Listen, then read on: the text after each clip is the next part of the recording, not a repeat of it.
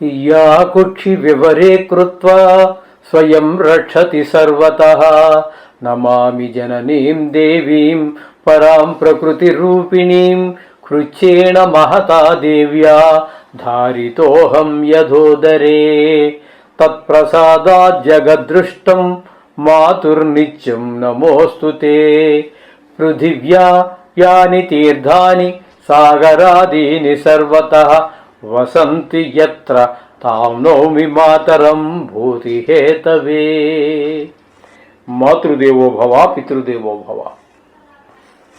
ఇప్పుడు ఆగస్టు నెల 2026 సంవత్సరంలో గోచార ఫలితాలు ద్వాదశ రాశుల వారికి ఎట్లా ఉన్నాయి అనే విషయాన్ని మనం సశాస్త్రీయంగా తెలుసుకుందాము. శాస్త్రం కాకుండా ఒక్క మాట కూడా ఉండదండి. మిమ్మల్ని ఆనందపరచడం కోసం ఏవో లేనిపోని మీకు లక్షలు వస్తాయి, కోట్లు వస్తాయి, నువ్వు కోటీశ్వరుడు అయిపోతావు, పిల్లకి పెళ్ళి అయిపోతుంది, నీ వెనకాల 5 అమ్మాయిలు పడుతున్నారు, ఇలాంటివి ఏమీ ఉండవండి. శాస్త్రం ఎంతవరకు చెప్పిందో అంతవరకే. రాశి పెట్టుకుని బల్లగుద్ది చెబుతున్నా హరి హరాదులు, ఈ బోడిగాడు చెప్పేదానికి హరి విష్ణువు, హరుడు అంటే శివుడు, వీళ్ళు కూడా తప్పించలేరంట. ఇలాంటివన్నీ ఏం ఉండవండి. శాస్త్రం చెప్పినంత వరకు నేను చెప్తాను. అందుచేత మీరు శాస్త్రమే కావాలనుకుంటే దీన్ని చూడండి, మా ఛానల్స్. మిగతావి మీకు అలాంటి ఆనందాన్ని ఇచ్చేవి, చెవులకి ఆనందం, మనసుకి ఆనందం 5 నిమిషాలే, తర్వాత ఏముండదు. అది తర్వాత ఏడిపే. ఎందుకంటే మీరు దానికోసం ఎదురు చూసి డిసప్పాయింట్ అయిపోతాం, నిరాశ చెందుతాం. తర్వాత అంత దానివల్ల ప్రయోజనం ఉండదు. కాబట్టి శాస్త్రం కావాలంటే మాత్రం ఇప్పుడు మన ఛానల్ ఏ ఛానల్లో మీరు చూస్తున్నారో దీన్ని సబ్స్క్రైబ్ చేసుకోండి, మీరు యథార్థాన్ని తెలుసుకోండి. ఆగస్టు నెల 2026 సంవత్సరం గోచార ఫలితాలు ఏ విధంగా ఉన్నాయో తెలుసుకునే ప్రయత్నం చేద్దాము. తులారాశి వారికి పంచమ స్థానంలో రాహుగ్రహ సంచారం జరుగుతున్నది. దీనివలన సంతానం మీద కొంచెం దుష్ట ప్రభావం పడుతుంది. కొంచెం చదువులో వెనకబడటము, లేకపోతే ఆటల్లో కొంచెం ఎక్కువగా ఉండటము, ఇవన్నీ కూడా మనకు సంభవించే అవకాశం రాహు వల్ల ఉన్నది. ఇక సప్తమ స్థానంలో శని భగవాను యొక్క సంచారం జరుగుతోంది.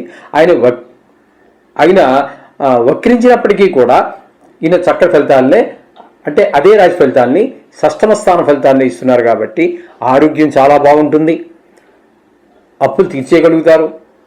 అప్పు కావాలంటే కూడా అప్పు మీకు ఈజీగా చాలా సులువుగా దొరుకుతుంది. కొంత మంచి పేరు ప్రఖ్యాతి వచ్చేటువంటి అవకాశం కూడా ఉంది. ఈ విధమైన మంచి ఫలితాలన్నీ కూడా శని భగవానుడు మీకు ప్రసాదిస్తూ ఉన్నాడు తులారాశి వారికి. అలాగే అష్టమ స్థానంలో కుజుడు 2 రోజులు, భాగ్యస్థానంలో అంటే 9వ స్థానంలో 29 రోజులు.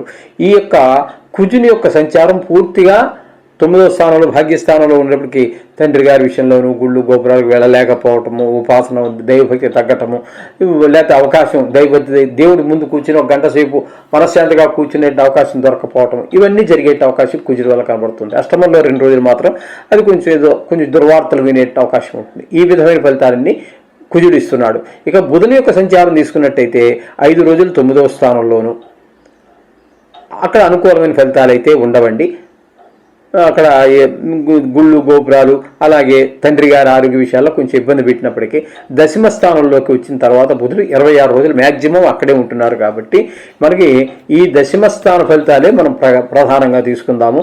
ఇక్కడ దశమ స్థాన ఫలితాలు కాబట్టి వృత్తిలో బాగా రాణిస్తారు, కీర్తి ప్రతిష్టలు వస్తాయి, ధనం ఎప్పుడైతే వ్యాపారం ఉద్యోగం మనకు రాణింపు వచ్చిందో ఆటోమేటిక్గా ఆదాయం కూడా పెరుగుతూనే ఉంటుంది, దానంతట అదే పెరుగుతూ ఉంటుంది. ఈ విధమైన ఫలితాలన్నీ కూడా బుధుడి వల్ల వస్తూ ఉన్నాయి. ఇక రవి యొక్క సంచారం తీసుకున్నట్టయితే దశమ స్థానంలో 17 రోజుల పాటు రవి సంచారం చేస్తూ ఉన్నారు. దశమ స్థానంలో రవి యొక్క సంచారం చాలా మంచిది. ఎవరైనా ప్రభుత్వ ఉద్యోగం కావచ్చు, ప్రైవేటు ఉద్యోగం కావచ్చు, దానికోసం ప్రయత్నం ఎవరైతే చేస్తున్నారో వారికి ఆగస్టు 1 నుంచి 17 లోపల చిన్న అవకాశం ఖచ్చితంగా దొరికే అవకాశం కనిపిస్తూ ఉన్నది. తదుపరి 18వ తారీఖు నుంచి నెలాఖరి వరకు ఇక్కడ మనకి ఏకాదశి స్థానంలో ఉన్నారు. అక్కడ కూడా ఏకాదశి స్థానంలో కూడా రవి చాలా అనుకూలమైన ఫలితాలు ఇస్తూ ఉన్నాడు, ధనానికి లోటు ఉండదు. ఈ విధమైనటువంటి మొత్తం మీద ఈ ఏకాదశి స్థానంలో ఉన్నటువంటి రవి 17 రోజులు యోగకారకుడు అవుతున్నాడు. ఎంప్లాయ్మెంట్ కోసం ఎదురు చూస్తున్న వారికి చాలా అనుకూలమైన కాలం. అలాగే దశమ స్థానంలో గురు యొక్క సంచారం జరుగుతోంది. అది వృత్తిపరమైనటువంటి ఇబ్బందులు కొంచెం, అంటే ఆల్రెడీ వృత్తిలో ఏదో వృత్తి చేస్తూ ఉంటారు కదా, ప్రైవేట్ కావచ్చు, వ్యాపారం కావచ్చు, వాటిలో ఎవరికైనా సరే కొన్ని ఇబ్బందులు కలగజేసే పరిస్థితి ఉంది.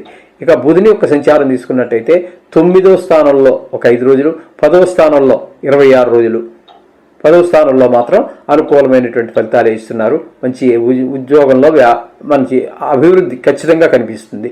ఇకపోతే శుక్రుని యొక్క సంచారం తీసుకున్నట్టయితే ఆయన ఏకాదశి స్థానంలో 2 రోజులు, వ్యయ స్థానంలో 29 రోజులు, అంటే కన్యలో.